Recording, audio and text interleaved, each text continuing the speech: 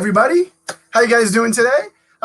Welcome to the Emerald City Online Q&A with Dan Jurgens. Thank you guys for all coming out today. Dan, of course, legendary creator of so many things. He's worked on Superman and Thor and Cap and Justice League, and the list goes on and on and on. He's created characters like Doomsday and Agent Liberty and, of course, Booster Gold. How can I forget? I'm wearing my Booster Gold fan club t-shirt. Right. Dan, welcome to the... Thank you, Mike. It's good to be here. Thanks so much for joining us today. We really appreciate it. How you doing? How's everything going in your world? It's going well here where I'm at. Fortunately, we aren't in one of those areas that's really been ravaged by everything that's going on right now. So we're fortunate. Things are going well. Ah, good. I'm glad to hear it. Yeah.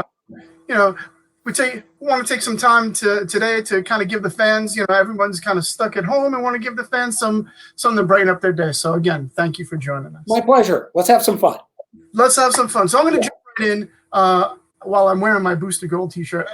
Through and through, I'm a Superman fan. So I think obviously a lot of people always like to talk to you about Superman. They like to talk about the death of Superman. I know in the late 80s, early 90s, Superman was kind of floundering, and you guys kind of had to come up with this grand idea. What kind of bring the character back? And I guess the death of Superman evolved from that idea to bring the character in prominence. But the question I have is, like, back then, there was no social media, there was no online presence, like there was none of that. So how did you guys get like, obviously this was a worldwide media phenomenon, like newspapers picked it up, radio stations, news, everyone picked this up. So what was the reaction? Like, how did you know how the fans react to this? Today, everyone knows. You get tweets, you get posts, but today, how people felt about it then? It was weird because I think when word of it first started to leak, was through the distribution catalog. So at that time, we had multiple distributors who put out the word through what we were soliciting that something called The Death of Superman was coming up. And people really started to get interested at that point and started to say, well, they don't really do this, will they? And that was when we were soliciting the issues that were going to lead up to it. But as it became more and more apparent that that's what we were building to, the interest really started to kick in as well. And that's when it got crazy. And I know that's when I started getting all sorts of phone calls. And that's, because we were all listed in the phone book and stuff like that. But you got phone calls from actual fans would call? Yeah. Oh my God. Yeah. Like the classic "How dare you" calls. Ultimately, the threatening mail started to show up at the office as well, and that had some consequences. So it came from everywhere, and the timing was such that it really built and built and built. And one of the things that happened is, even as we got to the point where Superman 75 was going to come out, it said, here it is, this is the death of Superman. At the same time, the catalogs where we solicited future issues were out that showed the books essentially coming to an end, that there weren't going to be Superman comics after that point. And that, I think, is what really made people say, wait, they're doing this. What? I have to read this. What's going on? So that's how it worked.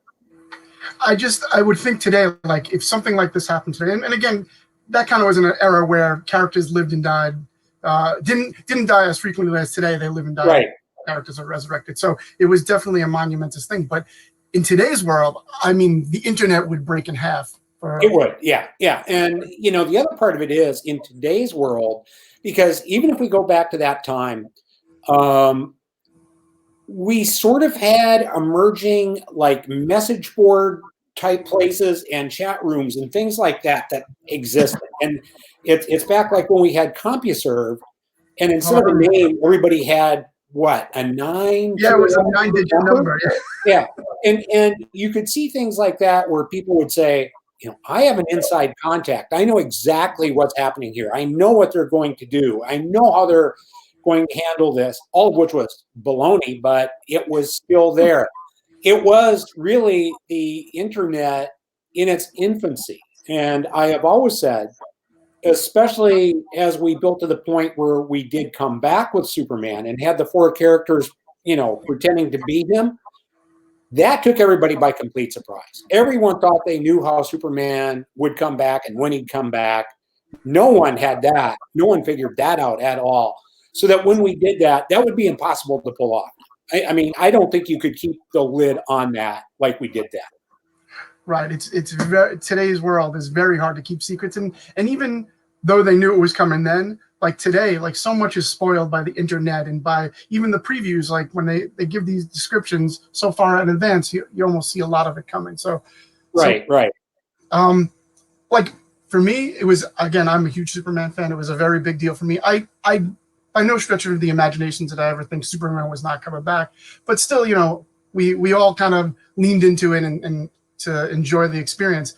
What's the craziest thing you heard a fan do? And I'm going to give you an example. For me, I was 19. I was working at the mall at the time in Macy's. Okay. Comics, and I had opened up my. Hey, I'm going to let you know. I opened my Death of Superman up. I had to read that. I didn't keep it. Oh yeah. You needed that black armband. And I wore the black armband. Okay. A lot of people did. For like 2 weeks. Fun fanboy stuff. I would wear it around. So that was me. I wore the armband. But what's some of the craziest stories you had about how fans reacted to the Death of Superman? I think so if we go back to then, we never said Superman is never, ever coming back. We were very careful about that. We'd say, we are doing the Death of Superman. We are doing this story. And we didn't say he's gone forever, he's never coming back, or anything else. And I'd really say that part of it is, what I think I underestimated a little bit is, so the night it came out, I was doing a store signing, and the line went out the front door, around the block, and down like a couple of more blocks. And I think what I underestimated as much as anything, I think we all did, was the absolute enthusiasm that was out there for this, whether it was an event, whether it was a story, or the overall level of interest that was there. We could never have imagined that. You mentioned earlier that it was in all the media, which it was. There were columns written about, what does it say about us as a society that we have lost Superman, that they would take him away from us, which is sort of where the story was going anyway. So, reality and fiction kind of merged in a real cool way for a while. But I think just what I couldn't imagine was the overall reaction. None of us could see that coming.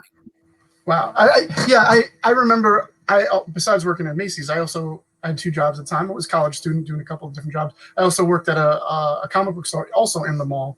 And people had never picked up a comic book in their entire life. All this stuff showed up in droves. Like they had to have this story. Like it was, how can Superman be dead? And they lined up outside the store every time there was a new issue, whether it was the up or the funeral for a friend, etc. So it was, and each of the printings as well. And something else I would add is that if we go back to that time, in this business, we're all very much used to the idea of collected editions now. And you'll do 6 issues of project whatever, it will get collected and be on the bookshelves, either as a hardcover or a softcover. Back then, that was relatively rare. And the Death of Superman came out, mid-November. And a few weeks after that, DC had gotten together the first trade paperback collecting all of it. And to get that out there in such incredible numbers and in such wide availability was very rare. And I remember walking into a Target one morning, and there was a counter just full of them right after you walked in the front door. It was like $5, and they were flying. So it was an amazing time. Wow. I think one of the great things about that particular storyline is it brought people back again. I know for a lot of friends, who had kind of lapsed in their reading, they heard Superman was dying, and it was like, this, I need to read that story. And they came back to the fold, and it just kept going from there. They continued reading all the way up until, when he returned, and then they were just back again. Right. Yeah. Or even today, I do not do a convention or a store signing somewhere without at least 2 people. Every single one I do, and usually more, that come up and say it was the death of Superman that got me into comics. And they weren't all necessarily 19 when the story came out. Some of them were much younger, and some of them weren't even born yet. And they'll say, you know, my dad got me this trade paperback for my 10th birthday or something like that. So it's always this very wide reaction to it. And it's amazing how many people it has touched. And that's in part because there have been, you know, a couple of animated adaptations, even a little bit of a live movie adaptation, if you look at Batman versus Superman and stuff like that. So it's definitely out there in the consciousness even now. Agreed. It's one of those iconic stories that you know lives on will live on way into the future, where people always go back once new readers come in. You know, people will be saying, "What's the Superman story I need to read?" And people will always point to the death of Superman. Right, exactly. I agree. You just touched on like seeing Doomsday or a semblance of Doomsday in the Superman Batman. We've seen Doomsday and some of your other characters, like Agent Liberty is really big right now in the Supergirl television show or in the last season. And, you know, you've seen Doomsday on Smallville and a few others. What does that feel like to create this character that you see in these other mediums that kind of come to life? It's got to be incredible. It is. I mean, when you create a character, well, especially after, if we go back to those general times, we didn't, or I couldn't imagine that you'd end up seeing them as statues and action figures with different looks, much less in animated movies or live TV or movies either. I mean, just to see, you create these characters, and then over 20 to 30 years, they take on these different appearances that just endure somehow.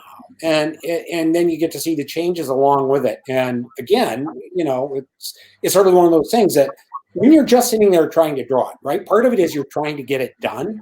You're trying to come up with a cool look just that will survive the next couple of months, never mind a couple of decades. So it's always very gratifying to see that it's still there. And it's really nice to see these designs be able to live and these characters breathe over that many years later. Have like when you just touched on something like you would have never imagined 30 years later that this would still be here. Like that was also like at the time when Superman had died previously in the comic. Right. In a couple of times before, you know, in the Bronze Age and the Silver Age, I think a couple of times. So I guess you would never have imagined that these stories would take such a life. I can't imagine that anything that in that era you would have said, you know, this is going to stand the test of time, whether it's working on books like Zero Hour. Like Zero Hour is such a huge part of continuity or lack thereof type of, you know, there's constant crises and that fits in that mentality. But you've seen Hyper Time and Zero Hour stuff reflected in other medias as well. It's crazy how much that stuff resonates and translates to today and probably long into the future. It is. Talking Superman, I got to ask, again, as a Superman fan, I got to ask the obvious question. Who is your favorite Superman? My Superman, what? Who's your favorite Superman? Who is your favorite Superman portrayed in any radio? I know that's a hard one. It's kind of a tie, and it really is. I think Christopher Reeve was absolutely fantastic. And just so he portrayed Superman and Clark Kent so well as two very distinctly different characters, and the way he carried himself and all of that, that I think he very much captured that idea of who is that Silver Age sort of Superman into Bronze Age very, very well. At the same time, I think Henry Cavill has done a really nice job of capturing the Superman that we see more in print now, because there are differences between the two characters. And the differences between Clark Kent and Superman now aren't nearly as extreme as they were back then, where Clark Kent isn't now sort of the stumbling, you know, create a fictional character aspect of Superman like he was back then. So I give a tie. And that's a bit of a cheat, I admit, but I give a tie between Christopher Reeve and Henry Cavill. I would agree with you. I mean, I'm Christopher Reeve fan, but I like what Henry Cavill has brought to the character, especially in the most recent Justice League movie. I felt like they gave him a little bit of breathing room to be more like Superman, like a little Right. extra, obviously, but definitely more Superman-esque. Comics now, like I know what you're saying as far as Clark Kent was always the bumbling fool of a character in the Silver and Bronze Age, but now Clark Kent is cool. And he's even that way in the television series. Superman has become really edgy over the years, and I think we've kind of brought him back to more of a simpler time. I think I don't know if a lot of people realize this, but that was something that you had kind of ushered in. The Superman that we see today in Rebirth is the one that you wrote in the Convergence and the Lois and Clark. Like, what was the idea about bringing Superman kind of back to those core values, those core ideas? And I think maybe the core values had always been there, but I think they just wanted to go back to a particular sensitivity. And I know that one of the things that we talked about was this concept of, is it time for Superman to have more of a family? He and Lois Lane had been married a number of years ago, back in the 90s. And the thought had always been, well, would they ever have a child? And so we finally got to that point where, as part of this, we introduced John Kent, who is the son of Superman and Lois Lane. And I think what that did was provide a vehicle for us to kind of return Superman to those roots a little bit, because the sensitivity that hopefully we apply in our own households to the way we raise our kids, there was a chance to say something further about Clark Kent and Lois Lane and Superman through that. And it became a way to touch on their humanity again. And I think with Superman, the key to it is that sense of humanity, that in so many ways, to me, he is Clark Kent. He's that kid who was raised on a farm in Kansas with the values that were instilled in him by his own parents. So then if you start to deal with that and say, and in turn, this is how he is doing it as a parent, I think that helps to reinforce every notion of who that character really is.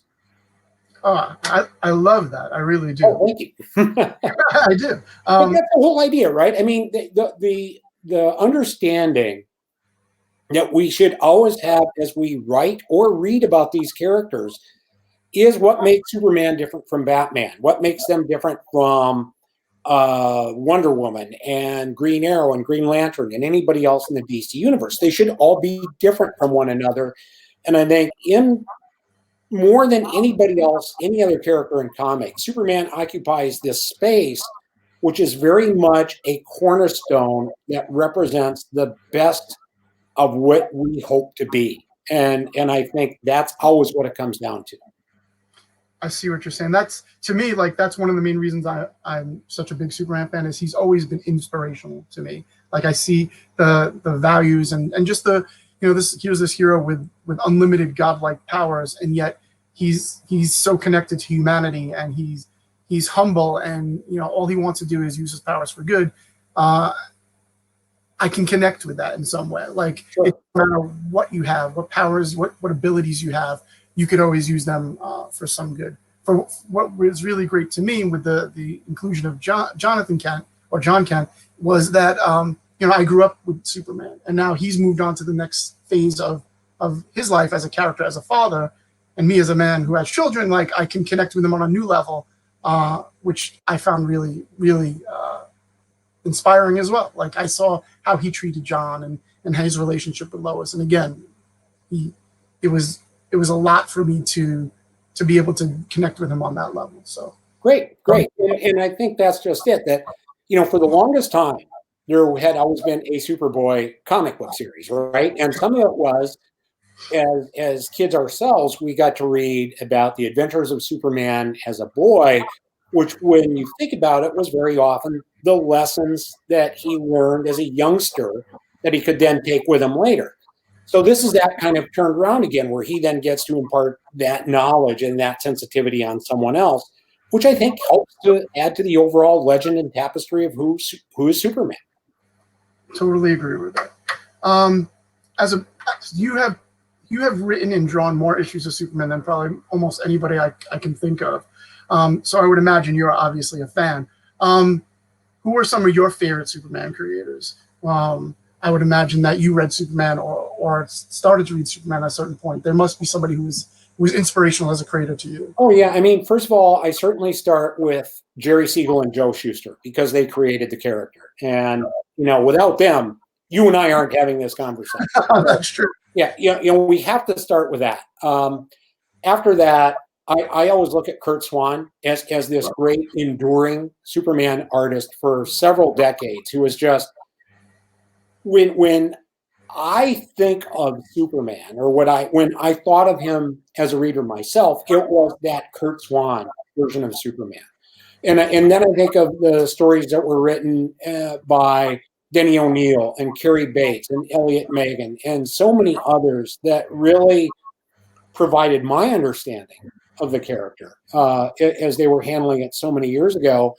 And then the other artists who came along too. And I think of these incredible covers by Nick Cardy and Neil Adams. And, pretty soon you start to realize that there's this long, long list of creators who have contributed incredible stories that, again, all go to that. I always call a character's history a tapestry. And they all contributed to that tapestry. And that it gets larger and larger and more enriched all the time.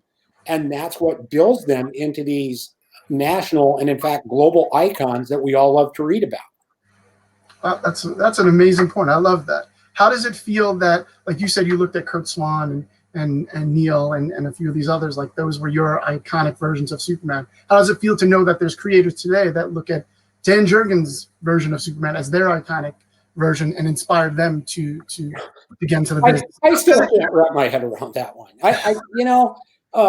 People will tell me that, and it's very flattering, and I appreciate it very much. But it's still hard for me to adjust to, because it is kind of hard to accept that you can, as a creator, kind of reach that point where other people see it that way.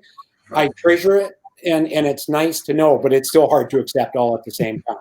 I would imagine. Has there ever been somebody in the industry who's come up to you and been like, "Oh, I got in the industry because of you. Like and now I draw Superman, or I draw superheroes, or whatever." Well, yeah, things like that happen, and they'll come up and say, "You were such a part of my childhood." At which point I say, "Stop trying to make me feel old," stuff like that. But it's flattering when it happens, and I think as much as anything, you become aware as a creator of how far your reach can extend sometimes. That it's not just inspiring people to have perhaps gotten into comics. You find people who will say, I was exposed to that concept of who Superman is and helping others, and I'm a doctor today, or something like that. That you really become aware of what these stories can do and how they can inspire people. Very powerful. Like the thought of actually inspiring people to be real life heroes, doctors, nurses, oh yeah, EMTs, whatever the case may be. It happens all the time. And I'm sure you've probably met people like that too, right? And they'll say, yeah, I remember reading comics and there was these heroic acts, and I got into that, and that inspired me to go in this direction. And we do see that. And it's, as I said, it's always tremendously flattering when we hear that. Oh, that's amazing. That's amazing. I want to switch topics real quick, but I got one more Superman question for you. We talked about how you're a fan, right? Yep. Any cool Superman memorabilia of your own collection that you're like, this is my, like I showed you off camera, I'm going to show everybody else. I have the original Superman statue right there. Yeah. It's by Randy Bowen. It's actually signed by Dan and Randy Bowen, one of my favorite things in the world. And that was the one that was on Seinfeld for so many years, sitting on the bookshelf right behind Jerry Seinfeld. Yeah, that was fun to do. In terms of memorabilia, I think the one thing I have is that means a lot to me is a book that was signed and personalized with a very nice note in it from Jerry Siegel. And that is something I still have to this day that I look back on and say, this is so cool, because again, without his efforts, and Joe Shuster, who did the artistic concept of Superman as a creator, we wouldn't be having this conversation. So that did as much as anything. It's true. That is so cool. It would have been great to actually get to meet Jerry and have a conversation with him and talk story with him or whatever the case may be like. I couldn't even imagine how. Oh, it was great. He was very gracious, and it was very nice to get the chance to be able to say thank you, because it's something that we don't do enough of. But we do have to recognize the guys who built this industry and who built these incredible characters that we still work on today. Amazing. Okay, we've talked a lot about Superman. Let's talk about some stuff that you're working on today. I want to talk about Nightwing. I'm a big guy. I'm not going to lie. I've been a little bit behind on my reading, but and I'm trying to catch up on a bunch of stuff. But Dick Grayson is back. Apparently, he's regained his memory. Getting there. And so, I think when he was the character of Rick, he's kind of built this whole new life for himself. Right. Girlfriend, it's a whole new world. So how do you when his memories come back, Court of Owls, I think we're involved in this whole thing as well. Like, we find out there's a little bit more to the story than just the gunshot. Like, how does that character ease back into that world, to his old life, without completely doing away with the new stories that you built? Or will he? Or will he? So what we're talking about is this idea that Nightwing, Dick Grayson, has had amnesia for about the past year and a half in the stories, and not having any idea that at one time he had been Robin, and that he had been, really had all his training under Batman, and had this concept of who is he? Are my ideals still in place, and things like that. So as we start to work through that, we then find out that the Court of Owls, which is this really great set of villains that was created by Scott Snyder and Greg Capullo, really orchestrated this entire thing. And that makes it much more a deep Batman-centric plot. And as we work through all of that, it becomes a question of if and when he gets back to being Dick Grayson, what happens to B, who is certainly a strong part of his life right now? Does he go back to being with Batman? Does he willingly go back to all of that? Or does he like his new life better and want to stay there? So there are any number of questions that we deal with as a part of all that, and becomes, I think, a real good story grist and something we can use to examine the character of who is Dick Grayson? What is the core of this character? And then what happens when the Joker shows up? So yeah, we've got a lot of fun coming up. I think one of the plot points originally, way back, was that the Court of Owls wanted Dick Grayson to be a Talon. Right. And I don't know how that plays into the current storyline. I guess that's why they would keep pushing down the Dick Grayson memories, as it were, the persona, as it were. Yeah, and really what it means is that what they had done was come up with a way to implant false memories in Dick Grayson that made him think he was somebody else, and for a bit a Talon, as you said, and the Talons are assassins. So he worked his way through that, but he still has this mind that is something of a blank slate. And if someone were to get their hands on it, someone like the Joker perhaps, and be able to find out a way to implant the memories they want in Dick Grayson, well, what happens then?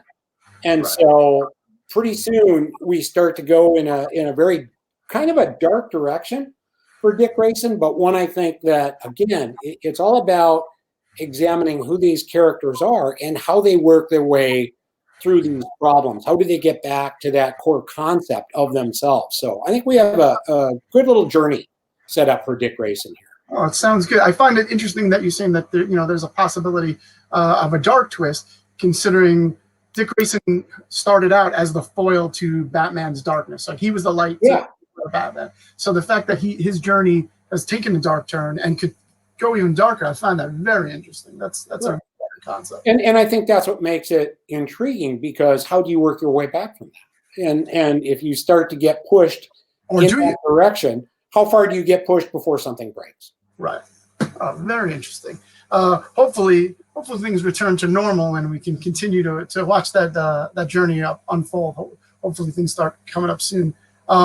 I know you've written Dick Grayson before, though, right? Dick Grayson in your Titans run with George Perez. Right. Yep. So yeah, it's not my first tour with the character. Right. Have you gotten a chance to write Dick before this? Like besides the Titans, like the Titans and Nightwing, I'm sure there's some point, another point. No, that you know, it's weird. That was pretty much it. I mean, there was a time when I was drawing the book. I was drawing Nightwing for a while as Marv Wolfman was writing it, and that was a lot of fun because Marv has such a very crystal clear vision, obviously, of who Dick Grayson is and was, and so that was a lot of fun. But this is sort of the first extended amount of time that I've spent with the character. Oh, cool. That's awesome. I'm looking forward to seeing what happens there next. Yeah. You're also working on Batman Beyond, right? Batman Beyond. Yeah. You've been working on that for quite a while, not just this series, but I think the prior series as well. Right. That must be a lot of fun to play in almost like an expanded Batman universe where not necessarily all those same rules apply, right? Right. Well, it's fun because it still takes place in the Batman universe, but there are, I don't want to use the word restrictions, but it's a little more open-ended because it takes place, you know, a couple of decades in the future. Bruce Wayne is an old man, and it's based on the animated series of the late 90s. And it's a way to still play with some of those, you know, incredible characters, but to bring a different twist to it because it's in the future. And you have a younger individual as Terry McGinnis playing Batman. And, you know, for example, we get to find out in an upcoming issue, you know, Damian Wayne shows back up, and by now he's older as well. And we get to touch on those great familial relationships between, you know, Bruce and Damian and Terry McGinnis and how they all work around each other as characters. And then it's got spaceships in it and exploding suns and stuff like that. So that's always fun too. Oh, that stuff is always fun. You know, I've been enjoying the series. You know, it started out prior, like Tim Drake was Batman, and then Harry back, and then we thought Bruce was gone, and Bruce is back, and then the Joker came back. So seeing all these characters come back in different forms in the future, and as you said, kind of interact with each other once again. It's new but familiar, which is a great concept for me.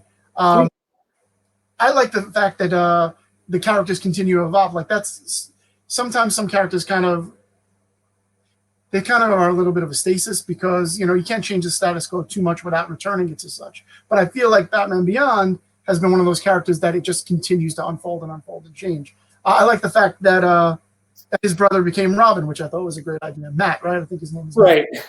Which was a natural. I mean, how could you not do that one? Right.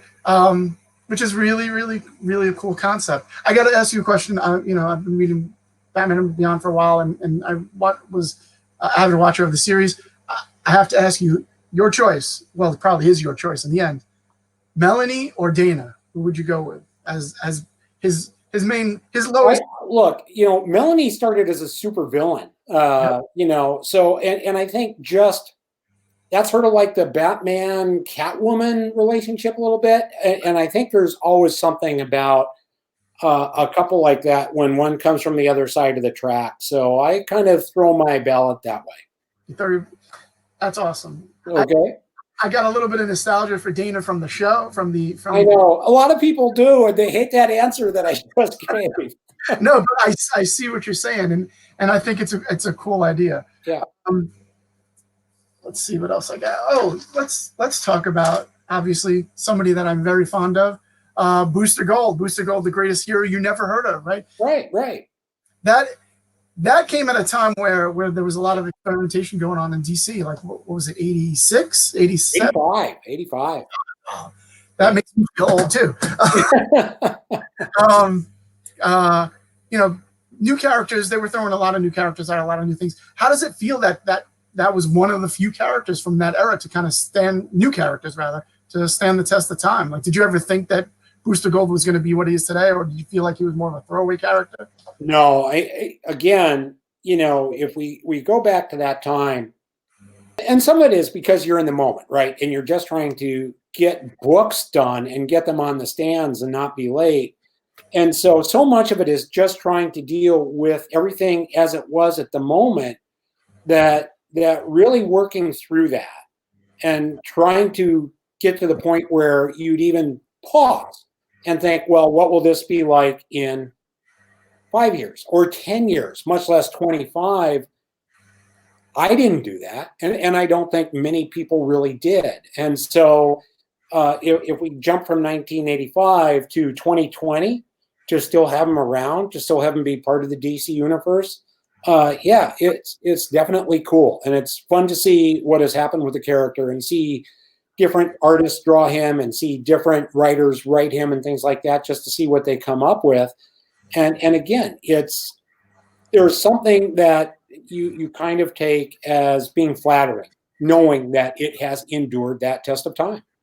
Wow. What I always found very interesting about Booster Gold for me was his origin is just a little bit different than most character origins. A little? Well, way different. Way different. Exactly. Well, in most characters, there's some kind of great tragedy. There's some kind of, for him, he was basically a guy who made a wrong decision. He made a really bad decision. He had a really promising future, and he blew it. And he basically ended up as a janitor, right? I think it was a janitor. I always found that fascinating. How did you come up with a different take on the usual tragic origins that?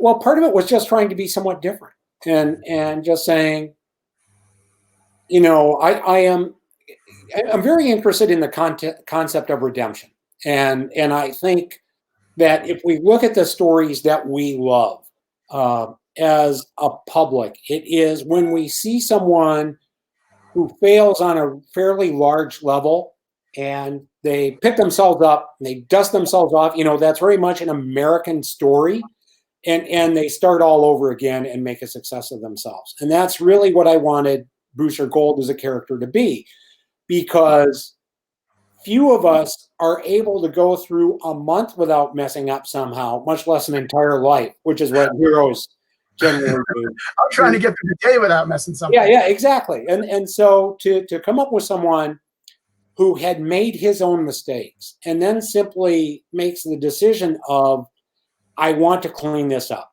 I want to make a better life. I want to be a better person.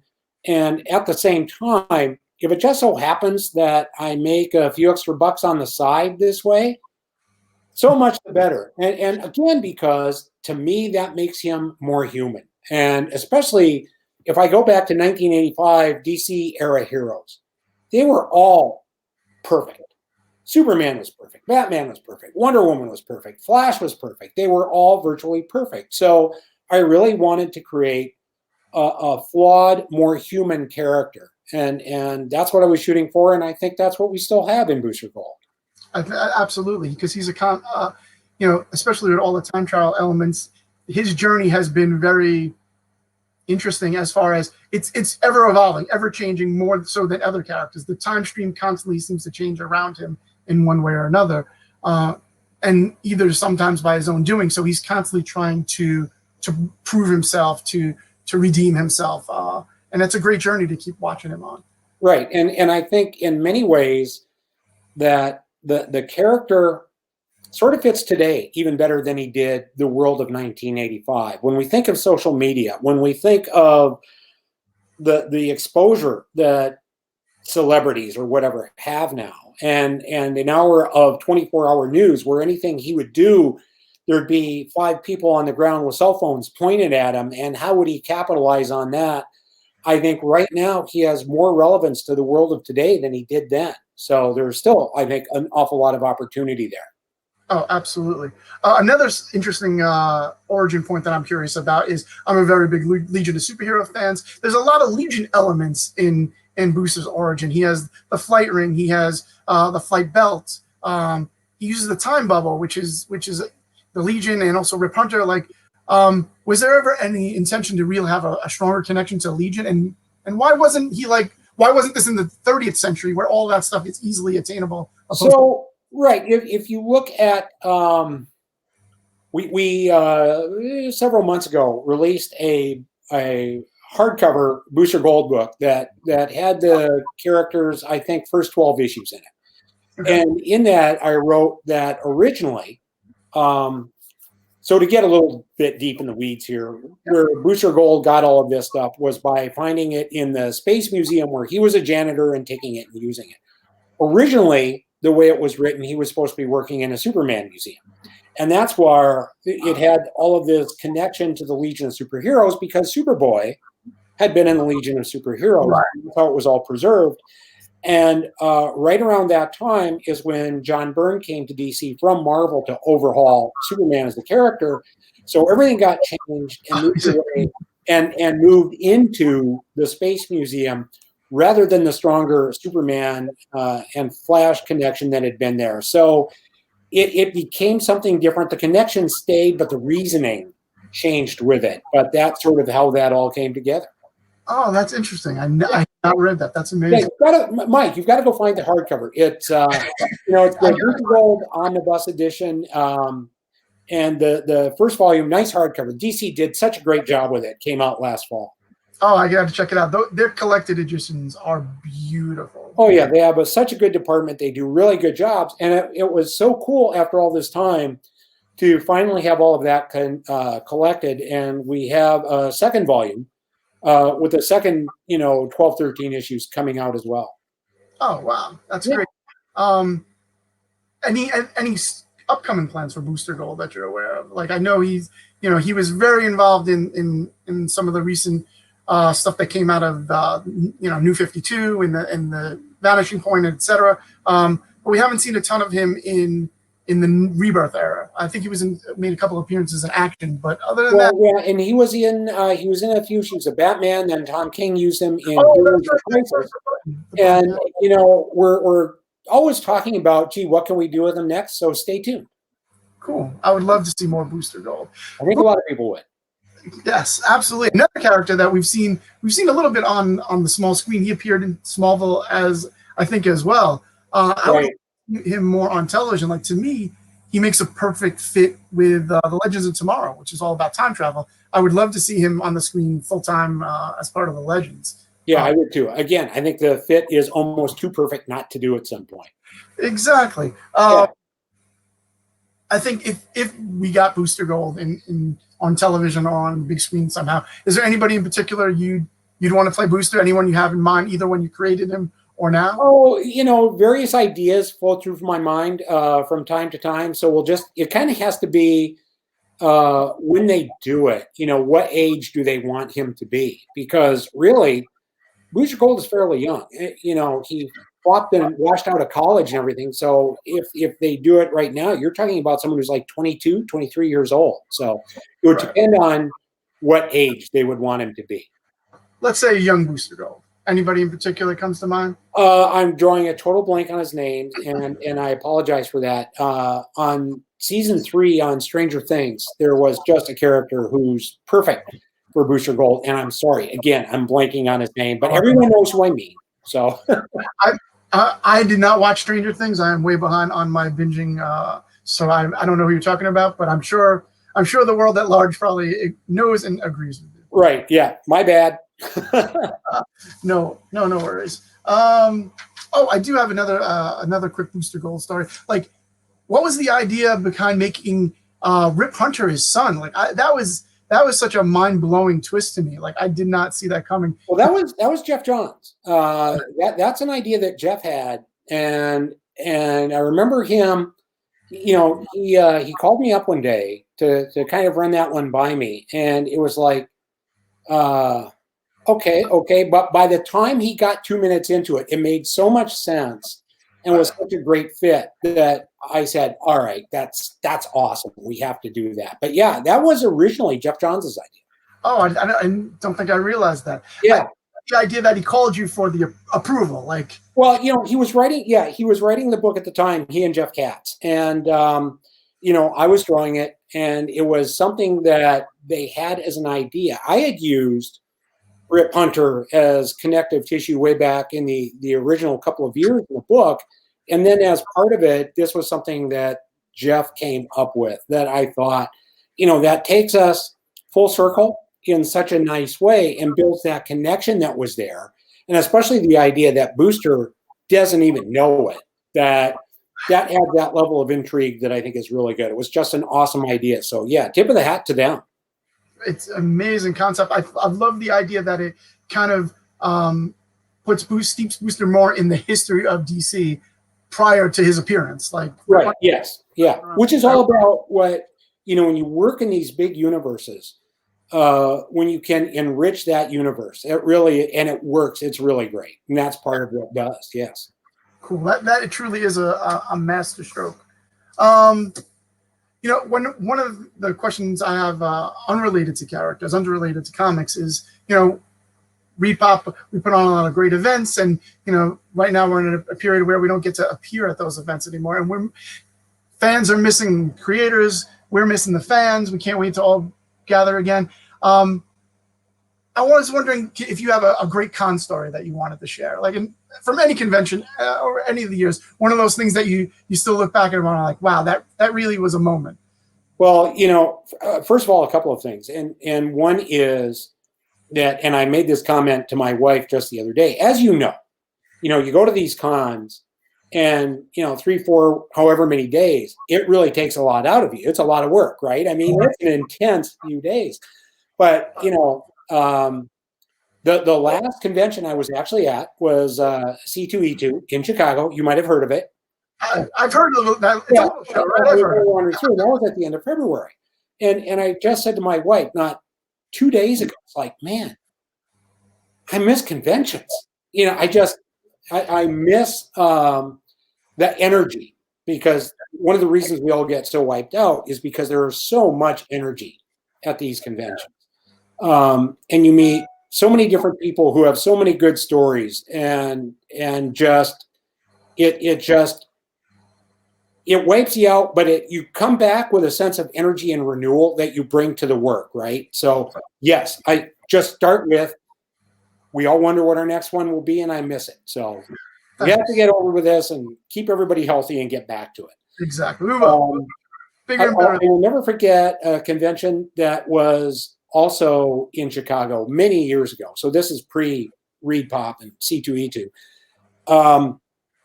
Someone had stopped at my table and I signed their books for them. And then like 2 hours later, I happened to see them just wandering through the convention, and they were very, very sweaty and not looking at all well. And they honestly, at that point, didn't know where they even were. And it turned out to be a case of diabetic shock, and managed to get this person some help. And, it just kind of shows, I think, that as we're all there, and even though there are thousands of us packed into this space, that if you can boil it down to just a couple of individuals and the conversation that you have and the meeting that you have, it's amazing to see what you can build in terms of relationships between fan and pro, whatever it might be. And it's all part of what we have as this community now. And I think it's just a fantastic thing. One of the things I always love most about the shows is the sense of community. And the fact that if you're a fan of almost any other medium or any other industry, sports or television or whatever the case may be, very rarely do you get the chance to meet those people within that industry or have conversations with them. The comic book conventions, pop culture conventions, allow you to have that connection that you wouldn't have in any other place. You would never be able to meet your favorite, baseball player or necessarily your favorite movie star or whatever the case may be. Right. Go to convention and meet your favorite creator, and not only meet them, but also get to spend some time with them and make an actual real connection and tell them how much you enjoy their work and so on. So I love that connection. Yeah, and the other thing that's amazing to me is, I will have done these things now where someone would have come through with their 6-year-old son or something like that. And now it's that child who is not 6 years old anymore. That child is now, 35 or whatever, and they're walking through with kids of their own. And I have seen that, and to see that kind of family interest build over the years, where it's father to son or father to daughter, and then daughter to daughter or daughter to son, however it works, you see the family build that way. It's just like, wow, I remember you when you were a kid, kind of thing. And that's been fun to see as well. That's amazing. That's one of the cool things about this community as well. It's generational. It is now, and I think now more than ever that, there was a time when I think it was often dad kind of bringing the kids to the show somewhat grudgingly, because they wanted to hang out alone. But now more and more shows, including yours, are doing a better job of providing something that the really young kids can get interested in, some kind of activity or something. And that does pull the families out, and they do have fun coming. So it's neat to see that as well.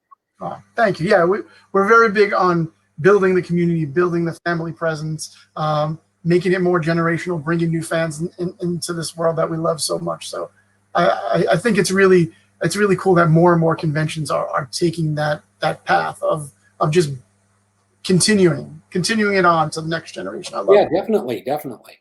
I know a lot of people come to conventions and they meet their favorite creators. I'm sure that a lot of times they've come and somebody's stepped in front of your table and been a little starstruck that they got to meet you. You're probably the favorite of a lot of people. Has there ever been somebody that you ever met, not necessarily at a convention, but anywhere that you got a little starstruck about?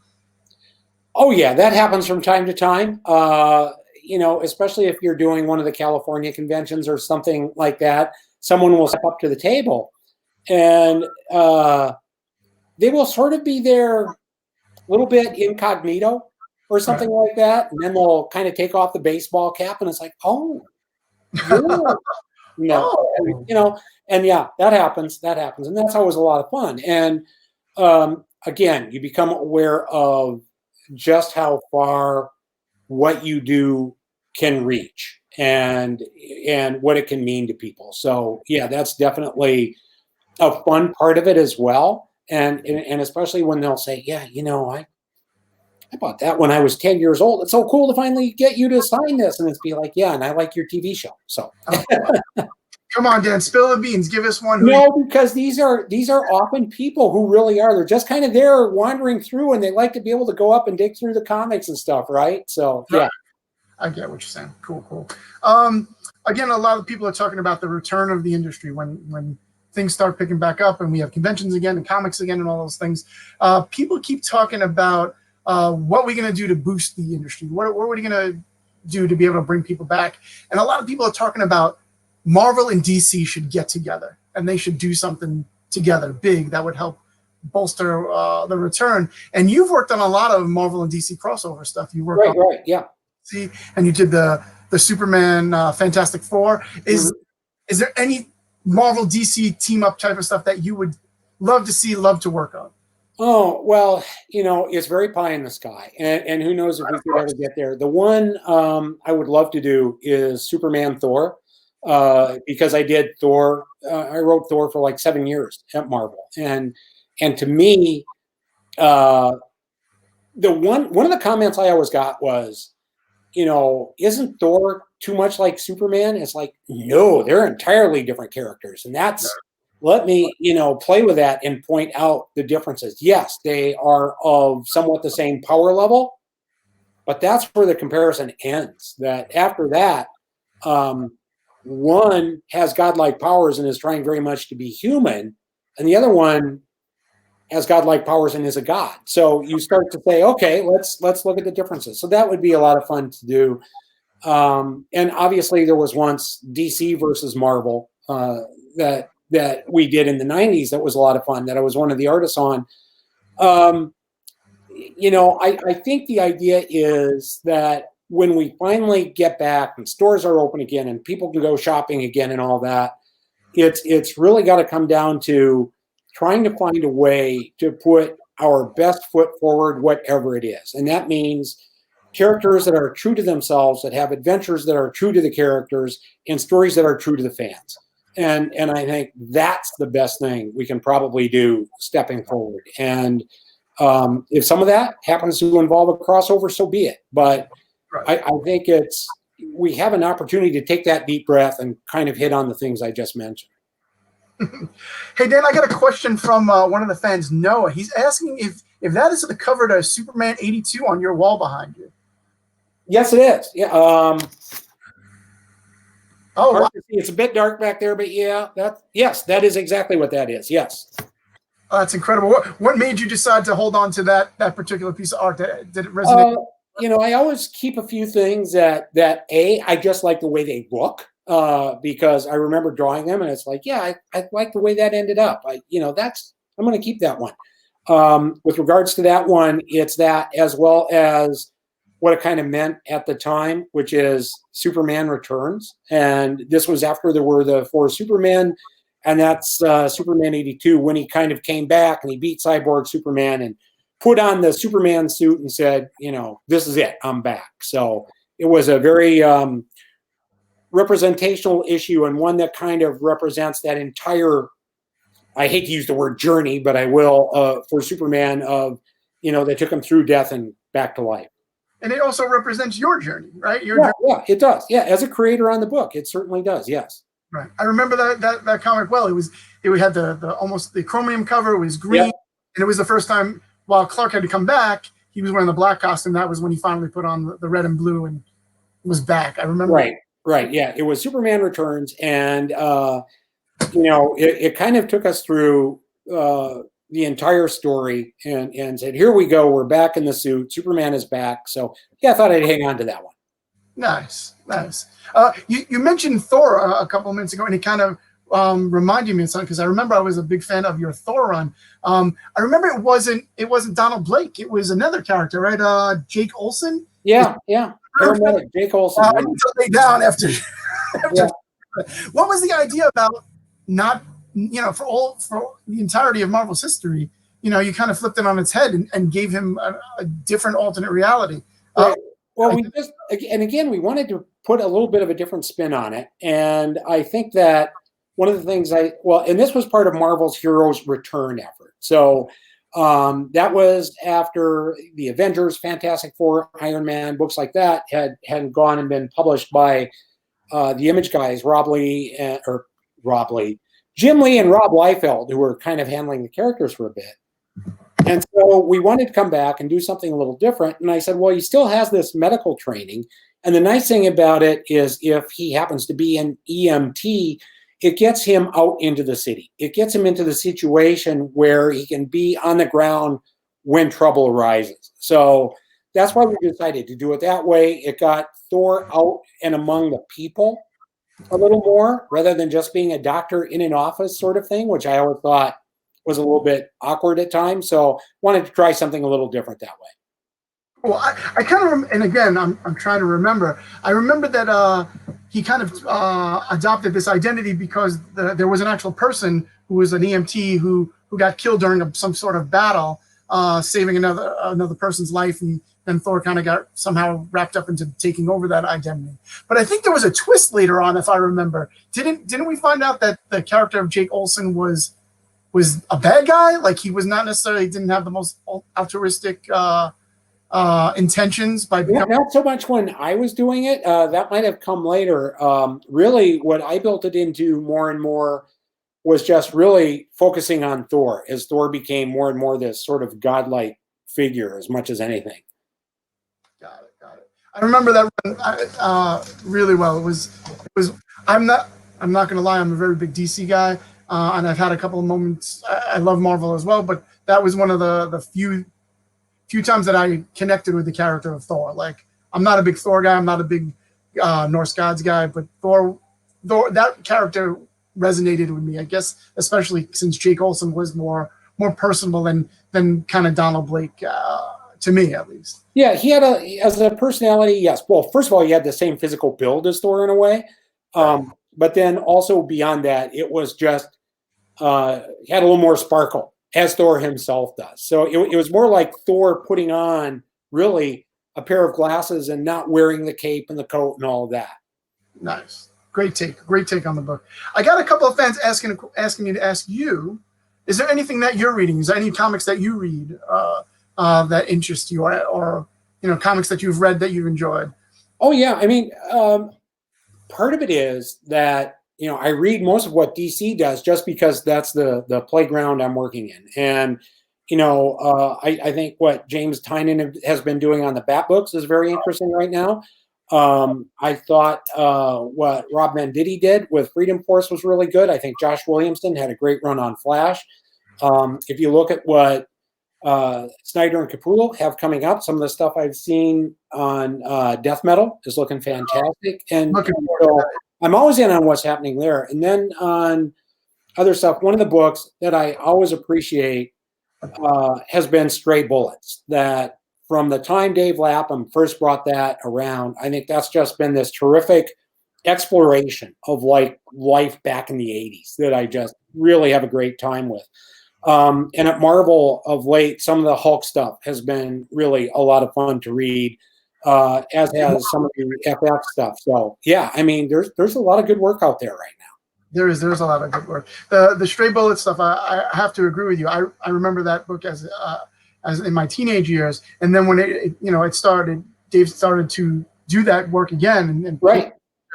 Decades long hiatus. Like, yeah, and you got to see all the characters again and everything, and yeah, it's been a lot of fun, and it's always very rich, and it's sort of this slow exploration of these characters and what it is that they're up to, and again, it's very much of the time, so I appreciate that as well. Cool. Dan, we're just about out of time. I got one final question for you. It's always my final question in any of the interviews I do. What is a hidden talent that Dan Jurgens has that nobody knows about? Oh, a hidden talent that I can watch TV pretty well with the best of them. I've been taking a nap from time to time. No, I don't know if I have a hidden talent so much as for me, it would be just stuff that doesn't involve comics. If you sit in this world all day long, my talent might be just being able to get away from it. That I think it's always important to be able to detach. And that doesn't sound like much of a talent, but I'll tell you, I think it is, because then you can come back and have something fresh to bring to the table again. And that's what I think helps to keep you around. So I'll say that. It might sound like a cop-out, but right now it's all I got. No, not at all. Okay. A lot of people tell me that, when they disconnect, as it were, and look at the outside world and just people do a lot of people watching and things of that nature, they take all of that back in and able to create better stories as a result of it. Yeah, it allows us not to take ourselves so seriously, which I think is very important. And being able to detach and try and see things, somewhat from the reader's perspective. And that's, so I'll go with that one. I love it. It.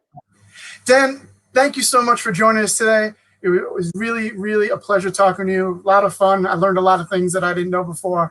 I appreciate you taking the time. I hope you had fun with it. I did, Mike. It was my pleasure. And hopefully we'll see you in person someday soon. Hopefully we'll all be together again someday soon. And yeah. All right. The medium that we love so much. Dan, we'll talk to you soon. Bye, everybody. Thank you guys for joining us. So long, folks. The legendary Dan Jurgens. Thank you very much. All right.